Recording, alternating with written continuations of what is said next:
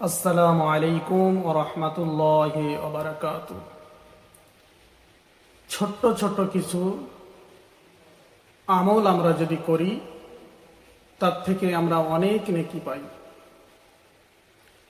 কিন্তু কোন আমল, কোন নফল জিনিস কখন পড়তে হয়, কখন করতে হয় সেটা আমরা সকলেই জানি না। তা যারা আমরা ছোটখাটো আমল বা ছোট ছোট বিষয় গুরুত্ব দেই না, ছোট ছোট আমলের প্রতি আমরা খেয়াল করি না বা গুরুত্বও দেই না, সে সম্পর্কে দুই একটা আমলের কথা আমি আপনাদের সামনে তুলে ধরছি। প্রিয় নবী মুহাম্মদ রাসূলুল্লাহ সাল্লাল্লাহু আলাইহি ওয়াসাল্লাম বলেন, আরাফার রোজা অর্থাৎ আরাফার যে রোজাটা আমরা রাখি, একটা রোজা যদি রাখা হয় 2 বছরের গুনাহ মাফ হয়ে যায়। আরাফার রোজার এত গুরুত্ব আমার আল্লাহ পাক দিয়েছেন।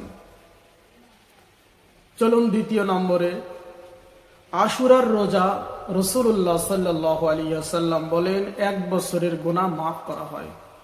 আশুরার যদি আমরা একটা রোজা রাখি 1 বছরের গুনাহ মাফ হয়ে যাবে। রমজান মাসের ফরজ আমল, যদি কোনো ফরজ আমল আমরা করি, একটা ফরজ আমলের গুণ 70 অর্থাৎ 70 গুণ বৃদ্ধি করে দেওয়া হয়।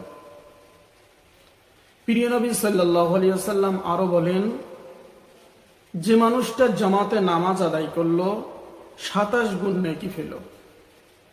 যারা আমরা জামাতে হাজির হই, এই জামাতে নামাজ পড়লে যে সওয়াব হবে, তাছাড়া 27 গুণ নেকি বেশি করে দেওয়া হবে তার আমল নামায়।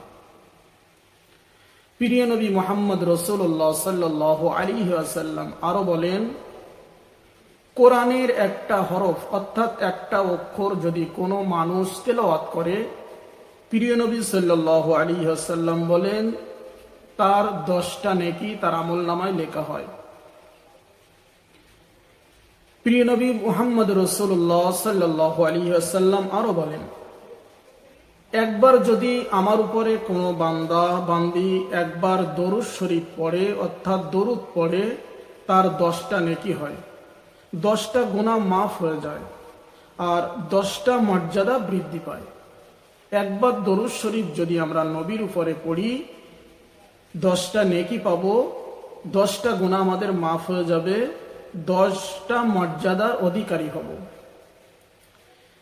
আল্লাহ রসুল আরো বলেন, কোন মানুষ যদি একবার জবান দিয়ে সুবহানাল্লাহ এই তাসবিহটা তিলাওয়াত করে, এই তিলাওয়াতের বদৌলতে 10টা নেকি পায় এবং জান্নাতে তার জন্য একটা গাছ লাগানো হয়, শুধু সুবহানাল্লাহ এই তাসবিহ পাঠ করলে। আর সুবহানাল্লাহি ওয়া বিহামদিহি 100 বার পাঠ করলে সমুদ্রের ফেনা পরিমাণ যদি গুনাহ থাকে, আল্লাহ পাক এবং আল্লাহ রসুল বলেছেন আল্লাহ পাক মাফ করে দেন। শুধু তাই, প্রিয় নবী মুহাম্মদ রাসূলুল্লাহ সাল্লাল্লাহু আলাইহি ওয়াসাল্লাম বলেছেন, কোন মানুষ যদি জানাজায় অংশগ্রহণ করে, আমরা হেলায় অনেক সময় দেখা যায় জানাজার নামাজ পড়তেই চায় না, জানাজার নামাজ আমাদের পড়তে ইচ্ছাই হয় না, মানুষ মারা গেছে কোনো খেয়ালই করি না। আল্লাহ রসুল বলেছেন, যদি কোনো বান্দা জানাজায় অংশগ্রহণ করে, জানাজা আদায় করে, উহুদ পাহাড় পরিমাণ নেকি তার আমল নামায় দেওয়া হয়। আর ওই বান্দা যদি দাফন করা পর্যন্ত থাকে অর্থাৎ দাফন কাজ শেষ করে, তার আমল নামায় ডবল নেকি দেওয়া হয়। সুবহানাল্লাহ, সুবহানাল্লাহ।